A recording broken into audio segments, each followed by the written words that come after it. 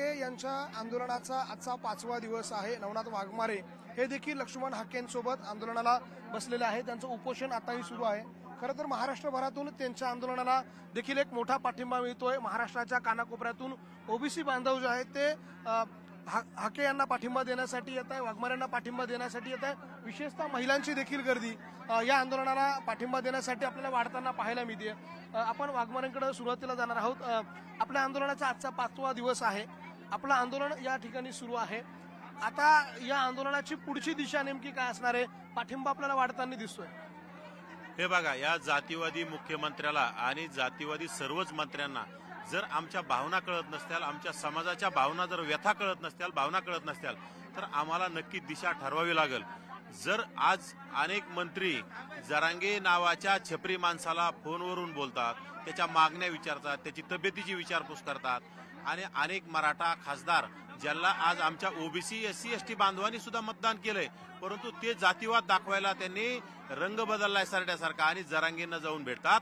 काल आमच्या जालना लोकसभेचे कल्याण काळे त्यांना जाऊन भेटले, परवा संजय उर्फ बंड्या जाधव या परभणीचा खासदार त्यांना जाऊन भेटला आणि आज आम्हाला अशी माहिती कळते की छत्रपती शाहू महाराजांचे वंशज संभाजी भोसले तिथे येऊन भेटतायत। आम्हाला कळल संभाजी भोसले जातीवादी आहेत किंवा छत्रपती शाहूंचा वारसा निभावतात, कारण की छत्रपती शाहूंनी सर्व 18 पगड जातीला सोबत घेण्याचं काम केलं आणि दीन दलितांना न्याय देण्याचं काम केलं।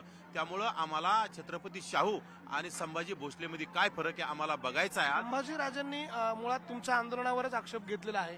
संभाजीराजे असं म्हणताय की आपलं आंदोलन जे आहे ते संविधानिक मार्गाने आहे। एखादा आंदोलन करता एखाद्या आपल्या मागण्यांसाठी भांडतोय आणि त्याच्या विरोधामध्ये त्याला मिळू नये अशा प्रकारची टोकाची भूमिका घेणं हे चुकीचं आहे असं संभाजीराजे म्हणतात। मी त्या संभाजी भोसलेला हे सांगू इच्छितो की हे संविधानिक नाही, मग जरांगेचं संविधानिक आहे का? या राज्यामध्ये जाळपोळ करण्याचं काम केलं, माझ्या गोरगरीब समाजावर हल्ले करण्याचं काम केलं, मारहाण करण्याचं काम केलं, ते संविधानिक आहे का? आणि कुठल्याही असंविधानिक GR काढण्याचं काम हा जातीवादी मुख्यमंत्री करत असताना ते त्यांचं आंदोलन संविधानिक मानायचं। आणि आम्ही डॉक्टर बाबासाहेब आंबेडकरांची अनुयायी आहोत, बाबासाहेबांना मानणारे आणि बाबासाहेब आमचा बाप आहे, बाबासाहेबांच्या लेकरं आहोत आम्ही। आज बाबासाहेबांच्या संविधानानुसार आम्ही आंदोलन करत आहोत। कुठल्याही गोष्टीला आम्ही गालबोट लागून दिलं नाही। आमच्या मागण्या काय आहेत? आमच्या ताटातलं 27% आरक्षणामध्ये कोणाची घुसखोरी झाली नाही पाहिजे, आमच्या ताटातली कोणी भाकर हिसकावून घेतली नाही पाहिजे। तरी सुद्धा ह्या जातीवादी संभाजी भोसलेला जर जरांगीची पास येत असेल तर नक्कीच हा छत्रपती शाहूंचा वारसा नाही, हा नक्कीच जातीवादी संभाजी आहे। त्यामुळे आम्ही या संभाजीचा धिक्कार करतो, निषेध करतो। आपण संभाजीराजांचा निषेध करत असले तरी त्यांनी जे मुद्दे मांडलेले आहे आपल्याबद्दलचे ते म्हणताय की ज्या ठिकाणी आंदोलन करायला पाहिजे तिथे आंदोलन न करता केवळ जरांगेंचं आंदोलन सुरू आहे, म्हणून त्यांच्या शेजारच्या गावात बसायचं आणि आपल्या भूमिका मांडायची ती अशा पद्धतीने न मांडता कदाचित दुसऱ्या ठिकाणी बसले असते किंवा जातीय तेढ निर्माण होणार नाही अशी भूमिका जर त्यांनी घेतली असती तर मी निश्चित तिथे गेलो असतो, त्याचं स्वागत केलं असतं।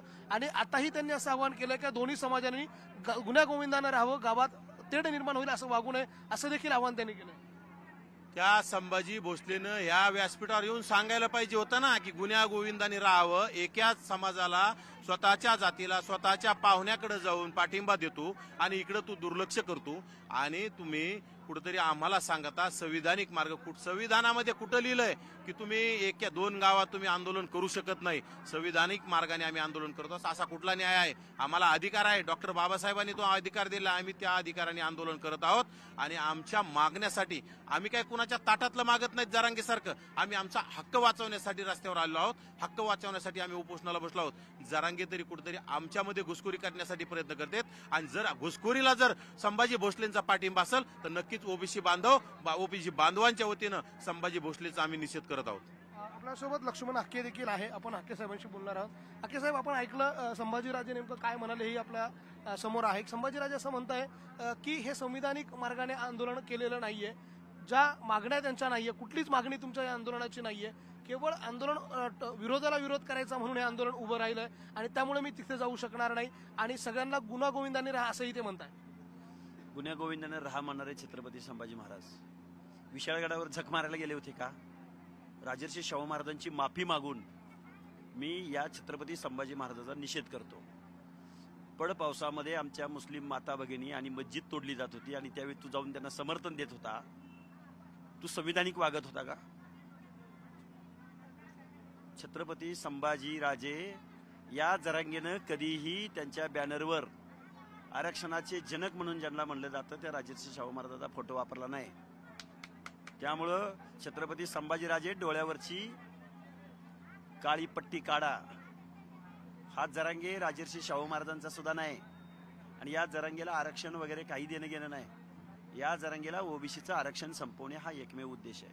तुमच्या मागण्या काय असं ते म्हणताय, नेमक्या मागण्या काय आहेत ते तरी तुम्ही सांगा. गेले 2-3 महिने झाला आम्ही उपोषणाला बसतोय. कुठल्या भाषेत सांगायला पाहिजे या संभाजीराजाला? सुधीत असतो का हा? परत एकदा माफी मागतो गादीची की असली माणसं एका जातीची बाजू घेऊन बोलणाऱ्या माणसांचा आम्ही निषेध करतो. आम्ही म्हणतोय की आमचं ओबीसीचं आरक्षण टिकलं पाहिजे, नाही आमची मागणी कुठलीच, पण आमचं आरक्षण वाचवा, आमची झोपडी वाचवा. आमच्या झोपडीमध्ये हा तुमचा उंट घुसवू नका, ही आमची मागणी. मागणी म्हणजे आमचं आरक्षण संपलं नाही पाहिजे. जर तुम्ही लाखो कुणब्यांच्या नोंदी, बोगस नोंदीच्या द्वारे जर ओबीसी आरक्षणामध्ये जर हा उंट घुसवणार असाल तर ओबीसीचं आरक्षण टिकेल का? हीच मागणी आमची. गावागावामध्ये जातीय तेढ निर्माण होईल असंही काही कुणी करू नये असं देखील ते म्हणतात. कोण करतं गावागावामध्ये तेढ? आम्ही करतो का? तुमची 6 उपोषणं झाली तेव्हा आमचं दुसरं उपोषण चालू आहे. त्यामुळं संभाजीराजे आम्ही गादीचा मान सन्मान करतो म्हणजे तुम्ही काहीही बोलावं या भ्रमात तुम्ही राहू नका. आपण बघतोय लक्ष्मण हाके आपल्या सोबत होते, वाघमारे देखील होते. अतिशय स्पष्टपणे त्यांनी संभाजीराजे यांच्या एकूणच जरांगे भेटीचा निषेध व्यक्त केलेला आहे. त्यांनी जे वक्तव्य त्या ठिकाणी केलं त्याचा देखील त्यांनी निषेध केलेला आहे. त्यामुळे आता मराठा ओबीसी जो वाद आहे, जो संघर्ष आहे तो वाढताना आपल्याला पाहायला मिळतोय. कुठल्याही परिस्थितीमध्ये लक्ष्मण हाके असतील, वाघमारे असतील हे मागे हटायला तयार नाहीये. ज्या पद्धतीनं संभाजीराजे जरांगेंच्या व्यासपीठावर गेले, त्यांनी ओबीसींच्या व्यासपीठावर येऊन त्यांची भूमिका मांडायला पाहिजे होती. अशा प्रकारची भूमिका जी आहे या ओबीसी नेत्यांनी मांडलेली आहे. त्यामुळे संभाजीराजेंचा निषेध करत असताना त्यांच्यावरती जहरी टीका जी आहे ती देखील या ओबीसी नेत्यांकडनं करण्यात आलेली आहे. त्यामुळे पुढच्या काळामध्ये ओबीसी विरुद्ध मराठा हा संघर्ष आपल्याला टोकाला जाताना पाहायला मिळालाच नवल वाटायला नको. व्हिडिओ जर्नलिस्ट गणेश कदमसह लक्ष्मण घाटोळ, न्यूज 18 लोकमत, वडीबोद्री, जालना.